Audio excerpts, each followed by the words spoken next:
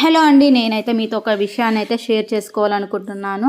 అదైతే కొందరికి కఠినంగా అనిపించచ్చు, కొందరికి వాళ్ళ లైఫ్లో జరుగుతున్న సంఘటనలు కావచ్చు. ఏదేమైనా కానీ నేను షేర్ చేసుకోవాలని ఎన్ని రోజుల నుండో అనుకుంటున్నాను. మొత్తానికైతే ఈరోజైతే షేర్ చేసుకుంటున్నాను. ఈ విషయం ముఖ్యంగా అత్తగారులకే అండి. ఎందుకంటే ఒక కోడలు అన్నప్పుడు తన కూతురు లెక్క చూసుకోవాలి. చూసుకునే అత్త వాళ్ళు కూడా ఉన్నారు, వాళ్ళ కోసం అయితే కాదు.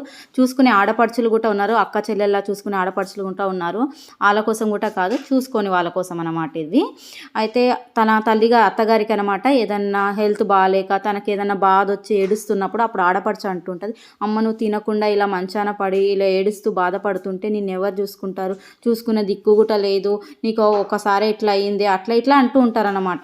అలాంటప్పుడు అత్తగారు లాగి ఒకటి చెంపకేసి కొట్టింది అనుకో, నెక్స్ట్ టైం అలా రాదు. ఎందుకంటే నా కొడుకు నా కోడలు లేరా నాకు చూసుకోవడానికి, వాళ్ళు ఉన్నారు వాళ్ళు చూసుకుంటారంటే ఇలాంటి మాటలు రావన్నమాట. ఆ మాట విన్న కోడలు నెక్స్ట్ తల్లి చూసుకోవాలన్నా లేకున్నా కానీ తల్లి కన్నా ఎక్కువగా అత్తగారిని అయితే చూసుకుంటుందండి. ఎంతకైనా సరే కానీ కోడలికి తప్పదు కదా చూసుకోవడము. వాళ్ళు వచ్చి ఏమైతే చెయ్యరు కదా, కూతురు చూసుకుంటుండొచ్చు మా అంటే ఒక రోజు అలా చూసుకుంటారు, తర్వాత చూసుకునేది కోడలే కాబట్టి. కొందరు ఆడపడుచులు మంచిగా ఉంటారు, ఎందుకమ్మ నువ్వు ఇలా టెన్షన్ పడుతున్నావు, వదిన మరదలు మంచిగా చూసుకుంటారా తిని ఉండక అని అలా చెప్పే ఆడపడుచులు కూడా ఉన్నారు. ఇలాంటి ఆడపడుచులు మీ లైఫ్లో ఉన్నారా? ప్లీజ్ కామెంట్ సెక్షన్లో కామెంట్ చేయండి.